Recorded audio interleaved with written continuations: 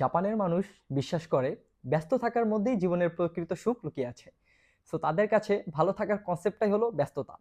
কথা বলছি জাপানের দক্ষিণ অঞ্চলের একটি দ্বীপ ওকিনাওয়া নিয়ে। সেখানের মানুষের গড় আয়ু জাপানের অন্যান্য অঞ্চলের মানুষের গড় আয়ু থেকে একটু বেশি, এবং সেখানের মানুষের ভালো থাকা, সেখানের মানুষের সুস্থ থাকা এবং দীর্ঘ জীবনের পিছনে একটি গোপন রহস্য আছে যা পৃথিবীর অন্যান্য অঞ্চলের মানুষের থেকে বেশি। এবং সেই গোপন সিক্রেটটাকে বা রহস্যটাকে তারা একটি অদ্ভুত নাম দিয়েছে। সেই নামটি হচ্ছে ইকিগাই। চলুন আজকে আমরা কথা বলি সেই ইকিগাই বইটা নিয়ে। এখানে ভালো থাকা বা জাপানিজদের মতো লাইফস্টাইলের যে সিক্রেটটাই সিক্রেটের 10টি রুলস নিয়ে কথা বলা হয়েছে। চলুন আমরা একটু সেই 10টি রুলস নিয়ে কথা বলি। প্রথমেই আছে স্টে অ্যাক্টিভ, ডোন্ট রিটায়ার। এখানে বলা হয়েছে whatever you do not retire. এখানে বলা হয়েছে যদি আপনি অফিসিয়ালি রিটায়ার করেন না কেন, আপনার কিন্তু কাজের কোনো রিটায়ার নেই। আপনি কি করতে ভালোবাসেন, কি আপনাকে আনন্দ দেয়, সেই কাজ আপনি কন্টিনিউয়াসলি করে যাবেন। তাদের মতে যদি আপনি আইডল বসে থাকেন তাহলে আপনার বেঁচে থাকার যে স্পিরিট, বেঁচে থাকার যে ইচ্ছা, সেটি কমে যাবে। সেকেন্ড বলা আছে যে এখানে টেক ইট স্লো। আমরা প্রতিনিয়তই দেখি যে আমাদের মধ্যে খুবই ব্যস্ততা, খুবই ছুটাছুটি, যেটাকে আমরা মাল্টিটাস্কিং বলে থাকি।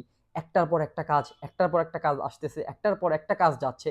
কিন্তু ইকিগাই বলছে যে সব কিছু একটু ধীরে সুস্থে, একটু স্লোলি আমরা ডিল করব।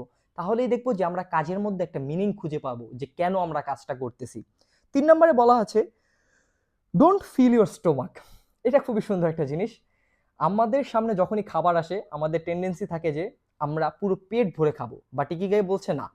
এখানে 80% রুলসের একটা কথা বলা আছে যে আমাদের সামনে যখনই কোনো খাবার আসবে আমরা তার 80% খাবো এবং 20% ফাঁকা রাখবো, যার ফলে কি আমাদের কাজ করার জন্য আমাদের বডিটা ভালো মতো ফাংশন করবে। 4 নম্বরে বলা আছে surround yourself with good friends. Ikigai বলছে যদি আমি আমার আশেপাশে সব ভালো বন্ধুদের দিয়ে সারাউন্ড করে রাখি, তাদের সাথে আইডিয়া শেয়ার করি, তাদের থট শেয়ার করি, নিজের ইমোশন শেয়ার করি, তাহলে আমার আশেপাশের এনভায়রনমেন্ট এবং আমার লং লাইফের ক্ষেত্রে একটি গুড ইম্প্যাক্ট ফেলবে। বাট একটা জিনিস মনে রাখতে হবে, এখানে কিন্তু মেনশন করেছে গুড ফ্রেন্ডসের কথা, তো এটা ভুলা যাবে না। 5 নম্বরে বলা আছে get in the shape for your next birthday. আসলে আমরা যখন বাইক চালাই তখন কিন্তু বাইকটা রেগুলারলি সার্ভিস করা লাগে। যদি আমরা সার্ভিস না করি বাইকে মরিচা পড়ে যায়, ইঞ্জিন ফাংশন করে না। ঠিক এমনভাবে ইকিগাই বলছে যে আমাদের শরীরে মরিচা পড়তে দেওয়া যাবে না। প্রতিনিয়তই আমাদের একটু এক্সারসাইজের মাধ্যমে, একটু লাইট এক্সারসাইজ হোক বা হার্ড এক্সারসাইজ হোক, তার মাধ্যমে বডিটাকে ফিট রাখতে হবে যাতে আমাদের পরবর্তী এন্ডোভার আরো ভালো মতো হয়। 6 নম্বরে বলা হয়েছে স্মাইল। আসলে একটা কথা আছে না, নিজের যা কিছু আছে তা নিয়েই ভালো থাকার চেষ্টা। ইকিগাইও তাই বলছে যে আপনি সব সময় একটি হাসি মুখ রাখার চেষ্টা করবেন। যদি আপনি নিজে হাসি থাকেন, আপনার নিজের মন তো ভালো থাকবেই, পাশাপাশি আপনার সাথে যে মানুষগুলো বাস করছে, আপনার ফ্রেন্ডস, আপনার ফ্যামিলি, আপনার লাভড ওয়ান্স, তাদেরও দিনটা সুন্দর যাবে আপনার সেই একটি হাসির জন্য। 7 নম্বরে বলছে কানেক্ট উইথ নেচার। খুব ইন্টারেস্টিং একটা জিনিস, জাপানে দেখবেন প্রত্যেকটা বাসার পাশেই কিন্তু ছোট ছোট গার্ডেন আছে। তারা সেখানে শাকসবজি, তারা সেখানে ফ্রুটস এগুলো চাষ করে। বাট আমাদের শহুরে জীবনে হয়তো বা এটা আমাদের জন্য সম্ভব না। বাট ইকিগাই বলছে যতটুক সম্ভব আমরা চেষ্টা করব একটু নেচারের সাথে নিজেদের কানেক্ট করার, যার ফলে আমাদের মেন্টালিটি বা আমাদের মাইন্ডটা একটু ফ্রেশ থাকে। 8 নম্বরে বলছে গিভ থ্যাঙ্কস। আসলে দেখেন আমরা কিন্তু মানুষ একা নই। আমাদের নিজেদের লাইফের ক্ষেত্রে আমাদের ফ্রেন্ডস, আমাদের অ্যানসেস্টর, আমাদের ফ্যামিলি, আমাদের লাভড ওয়ান্স, আমাদের কম্পেনিয়ন, প্রত্যেকটা মানুষের অবদান আছে। ইকিগাই ঠিক এটার কথাই বলছে যে আমরা যে তাদের প্রতি ফিল অফ গ্র্যাটিটিউড এটা আমরা মেনটেন করব।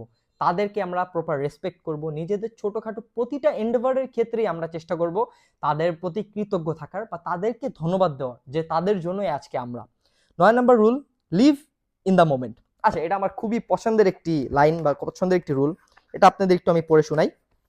সো এটা হচ্ছে stop regretting the past and fearing the future. Today is all you have, make the most of it, make it worth remembering. আসলে এটা বলছে কি যে আমরা অতীত নিয়ে দুশ্চিন্তা বা ভবিষ্যৎ নিয়ে আমাদের যে অতিরিক্ত চিন্তা, এটাকে ফলো না করে আমরা আজকের মতো বা আজকের যে দিন এটাকে আমরা ফলো করব এবং এই দিনটাকেই মনে রাখার মতো একটা দিন ভাবে স্পেন্ড করব, যেটা হয়তো আমরা সবাই এই ব্যস্ত জীবনে হারিয়ে ফেলি। বিকজ আমরা সবাই চিন্তা করি আমাদের ফিউচার কি হবে, সবাই চিন্তা করি আমরা ভবিষ্যতে কি করব। বাট ইকিগাই বলছে না, আমাদের আজকের দিনটা যদি আমরা সুন্দর করে বাঁচতে পারি তাহলে হয়তো বা আমাদের সুন্দর একটি লাইফের জন্য ভালো ইম্প্যাক্ট পড়বে। And last then 10 number rule হচ্ছে ফলো ইওর ইকিগাই। এখন কথা হচ্ছে, এতক্ষণ তো বললাম ইকিগাই নিয়ে অনেক কথা। এখন আপনি যদি না জানেন আপনি কি করতে পছন্দ করেন, আপনি কি করতে ভালোবাসেন, ইকিগাই বলছে your mission is to discover it, যে আপনি কি করবেন, আপনার ইকিগাইটা কি, কি আপনাকে আনন্দ দেয়, কি আপনাকে জীবনে একটি মানি খুঁজে দেয়। ইকিগাই হতে পারে একজন মানুষ, ইকিগাই হতে পারে একটি কাজ, ইকিগাই হতে পারে একটি ছবি, ইকিগাই হতে পারে anything you do in your life. So ikigai বলছে যদি আপনি এখনো পর্যন্ত আপনার ইকিগাই না পেয়ে থাকেন, আপনার কাজ হচ্ছে আপনার ইকিগাই খুঁজে বের করা এবং সেটার প্রতি আপনার লাইফটা স্টিক রাখা এবং এই ইকিগাই থেকে সরে না যাওয়া। সো এই ছিল ইকিগাই 10টি ওয়ান্ডারফুল রুলস। আই হোপ যদি আপনার লাইফে এই ইকিগাই 10টা রুলস কাজে লাগাতে চান, হয়তো আপনি কাজে লাগাতে পারেন। জানি না, জাপানিজদের এটা উপকার হয়েছে, আপনার উপকার হতেও পারে এই ইকিগাই 10টা রুলস ফলো করলে। Thank you.